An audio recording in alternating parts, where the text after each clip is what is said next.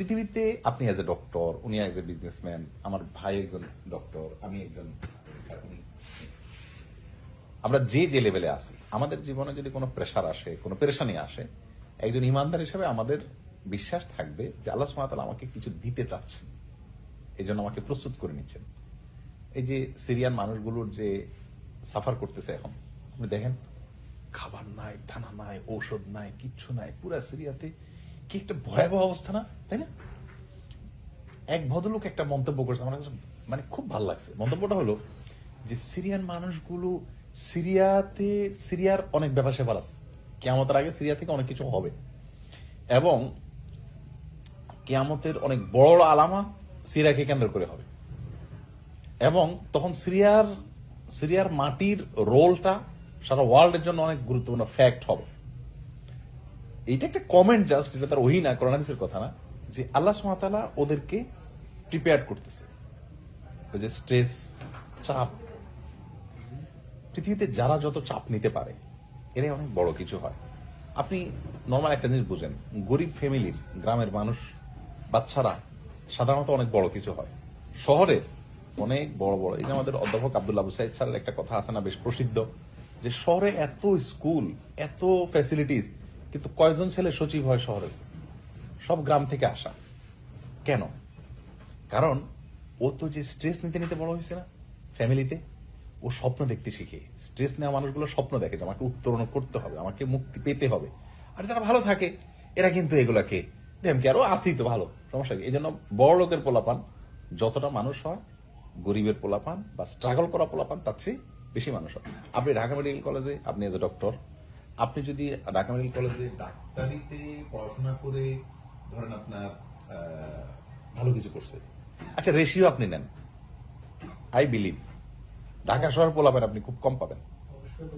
সব দেখবেন মফস্বল থেকে আসছে।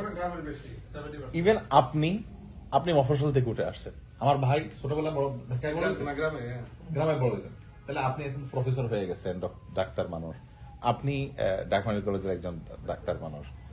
আপনি আমার কথা বিশ্বাস করেন, আপনি সেটা শ্বাস দেন, দেখবেন ম্যাক্সিমাম গ্রাম থেকে উঠে আসছে। ওয়াই ভাই?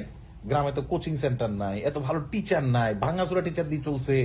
শহরে এত ফ্যাসিলিটিস, বাপ মা পুষ্টি যোগান দেওয়ার জন্য ওর মুখে দিয়ে, কানে দিয়ে, নাকে দিয়ে, পারলে পুরো শরীর দিয়া আপনার যত রকম পারে খাওয়াইছে। কেন? বাচ্চার ব্রেন, মেধা যেন ঠিক থাকে। হ্যাঁ, পারলে জিমে পাঠাইছে, কত কাহিনী। আর গ্রামে আমি আমার ক্লোজ আত্মীয় স্বজনকে জানি, আম্মা আব্বার কাছ থেকে ছোটবেলাতে শুনে আসছি যে কলেজে যাবে, ভাত নাই, ঘরে কোনো ভাত নাই, ক্ষুধায় কাতর, রাতভর রাতে হালকা কিছু খাইছে আর খাওয়া নেই।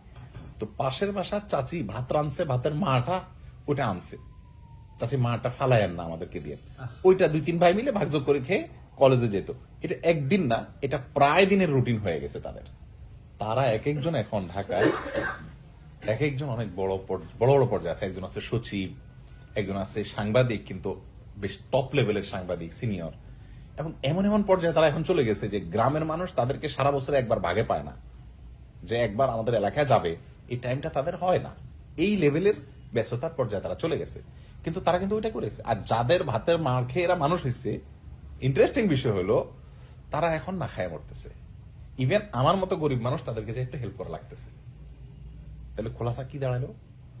আল্লাহ সুবহানাহু ওয়া তাআলা আমাদেরকে যে প্রেসার দেন, আমাদেরকে যে স্ট্রেস দেন, আমাদেরকে যে চাপ দেন, এই চাপগুলো, প্রতিটা চাপ, আমার তানভীর, সে ফর এক্সাম্পল তানভীর ব্যবসা করেন, ওনার ব্যবসায়িক লেভেলে চাপ আসছে, ওনার খুশি হওয়া উচিত এই জন্য যে আল্লাহ সুবহানাহু ওয়া তাআলা কিছুটা দিতে চাচ্ছেন।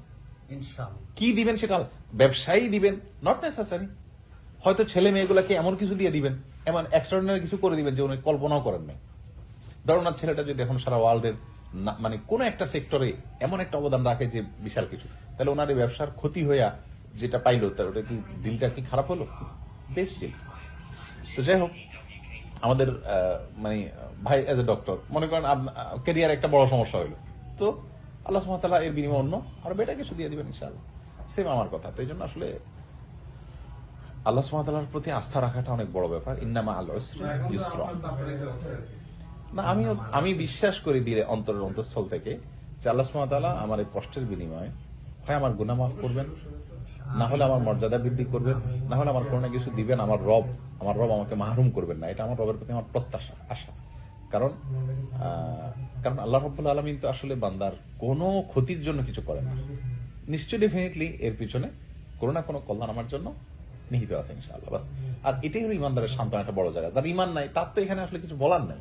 ও স্যাড ব্যাড বলা ছাড়া ও তো শেষ। ওর কি আছে? আমাদের আছে কি? যালিকা বিআন্নাল্লাহা মাওলাল্লাযিনা আমানু। ইমানদারদের অভিভাবক আল্লাহ। আল্লাহ দেখছেন সবকিছু ইনশাআল্লাহ। ইনশাআল্লাহ আল্লাহ ভরসা।